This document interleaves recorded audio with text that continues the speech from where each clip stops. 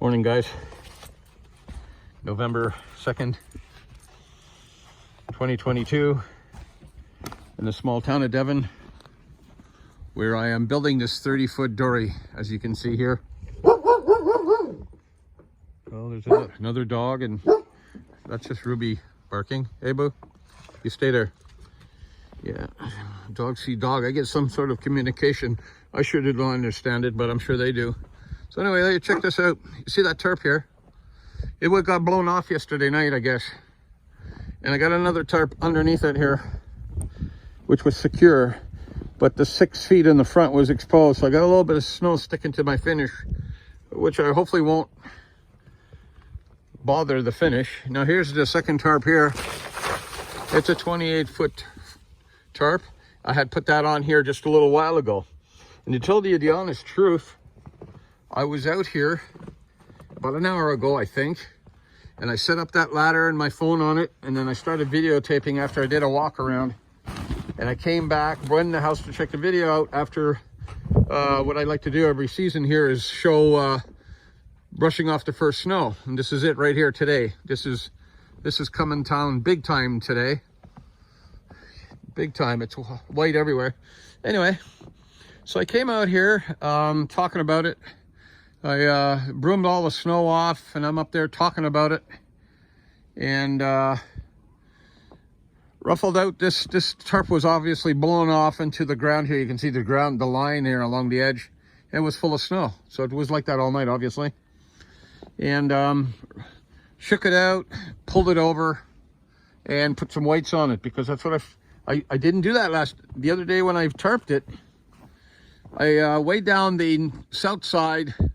No, the north side here, and the south side blew over to the north side and exposed the boat to the snow. Well, like I said, I only got about maybe, I don't know, maybe 6 or 8, 9 feet from about here to the bow was exposed. So I broomed it off the best I can, and took the second tarp and drew it over this way off the front towards the back. And I went in the house and I checked the video out, and I only got 36 seconds of video, and then the camera stopped, I guess. And I did all this talking for absolutely no reason at all, and I did this twice. Now, I don't know why the video kicked out, but that's my experience this morning. So this morning I just got it running. I'm watching it. I'm taking the video from the front, from the front of the camera. You can see where the tarp is there. I'd like to mention I've got 84, I believe, subscribers now. I guess 4 or 5 people in the last couple of weeks have decided to join my little escapade here, building this dory.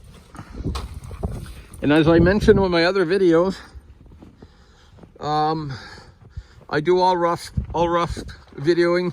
I don't have a machine for editing. I will one day, but for now you get it the way I see it, the way I do it. See, it's all way down here. Ooh, there's a giant rat, my 3-legged rat. See, it's all tarped. I got it all propane cylinders on it. I got buckets on the other side. I get high winds running through the south, from the south to the north through here, right between these houses, right in here. I get high winds. And I'm telling you, when they collect over here, anything in this path just gets blown like crazy. I can hear the tree moving at night. Obviously, the tarps get blown around. I can hear the whipping of the tarps. And it's really interesting. Now, I know this doesn't help you, but it's winter here in Alberta, Canada. I live in a small town called Devon. You can always look it up on the map, but look carefully, you might just miss it. And I videotaped last season's first snow, and there was a lot of snow. And that's it for me for the season. As you can see, I'm locked down here. I can't do nothing. I don't have no coverage, no heated garage. I really envy these people who live in warmer climates, like, let's say, I don't know, Florida. They continuously post videos because really the only thing they have to stop them is rain. you know, storms and rain, but they don't get this cold weather we have here. And yeah, if you're out here, it's everything just freezes, so you're just done for the season. So what I'm going to throw in on this video is, this is first season snow. The boat is tarped. I got 84 subscribers. I'd like to thank them for subscribing and joining our little journey here. My other subscribers who've been following me for the last year or two now, they've been following me almost since the beginning.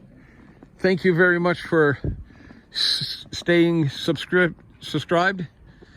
And I really appreciate it. Mark helped me out tremendously this year. Matter of fact, he's probably solely responsible for allowing me to actually get a beautiful finish on this boat, so I was able to paint it and have it not look gaudy. Because before he helped me out, there was no way I would have had the patience or the sandpaper to sand the roughness of this finish, because, you know, you're fiberglassing on the outside and it's always rough. I would have ended up painting it that way, and I know it'd probably look like crap.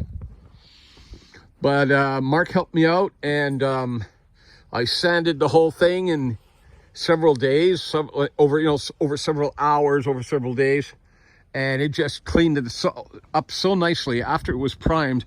Like, there was no flaws in it. You just basically primed it, then painted, and a really reasonable finish, exceptional finish for a backyard job, I'm gonna call it.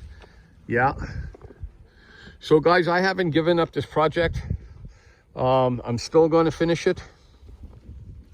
I just got to work with my budget, and I got to work with time, right?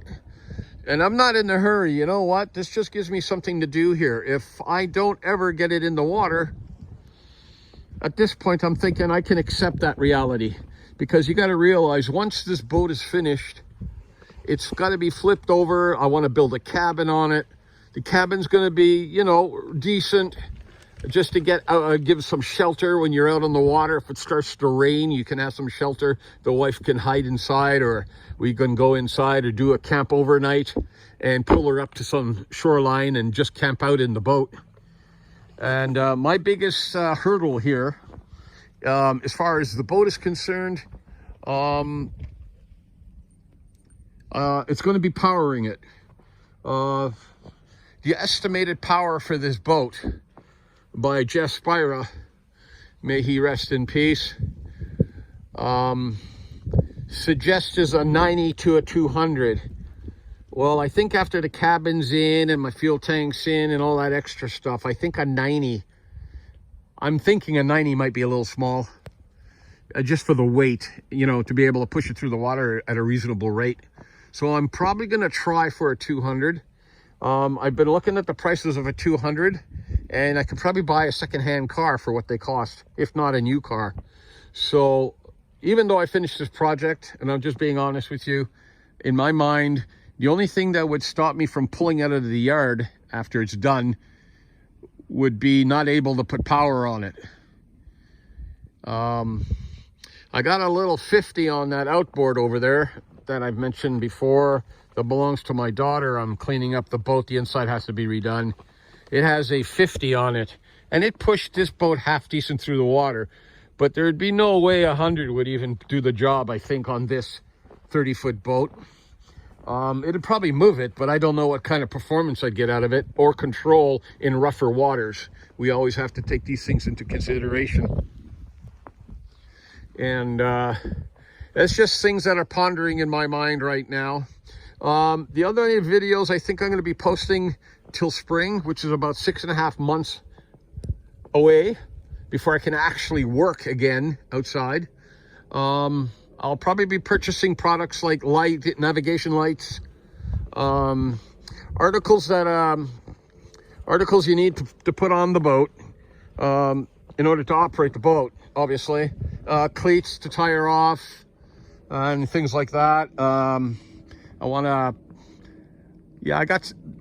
I got ideas. I'm not going to spill them all out right now because I don't want to ruin it for you. But right now, this is where we stand, right here.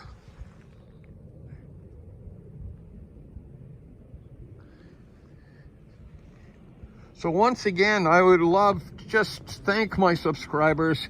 At 84 subscribers, I'm very surprised. we people who build these type of boats are many but far and few in between.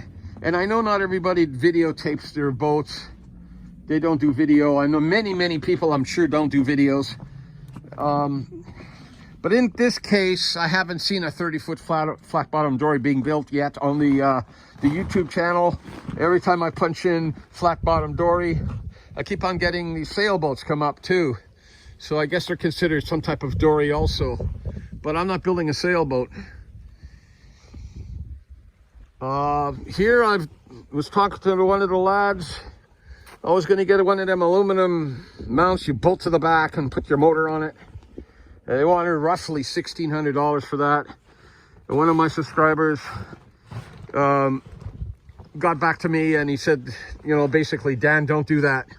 Build one out of 3/4 inch plywood. I already have a hole there. I already planned to do this, but I decided not to.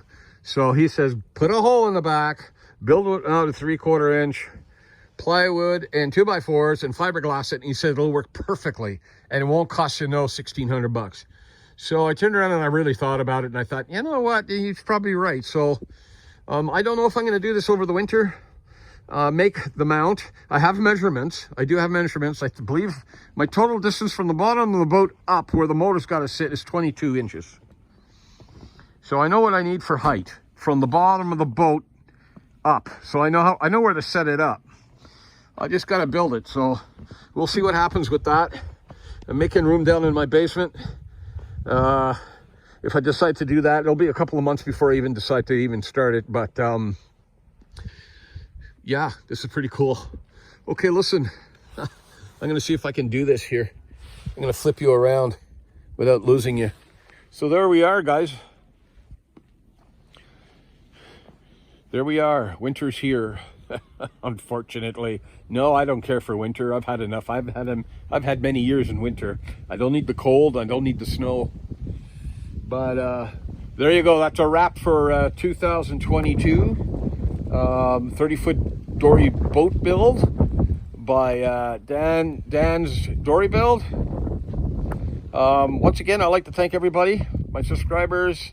I've got thousands of views because from what I noticed, obviously the views are separated from the subscribers. So I mean, I do the same thing, you know. I go in and I check stuff out and I get out and I don't subscribe. But lately I've been finding a lot of interesting things, small things in a video, and the only way to keep it is to subscribe. And I subscribe, and then I may not even go back to it for weeks or even months, and then I go, oh yeah, I saw this in one of my videos, and at least I can find it right away. You know, so that's what I do. And they say it helps everybody out if you subscribe. So, you know, I'm doing two things at the same time there, I think. Okay, I'd like to thank everybody again. This is it. Season's over. I'm standing here freezing, the wind's blowing, and the snow's coming down. Take care, everybody. Bye-bye, and have a good day.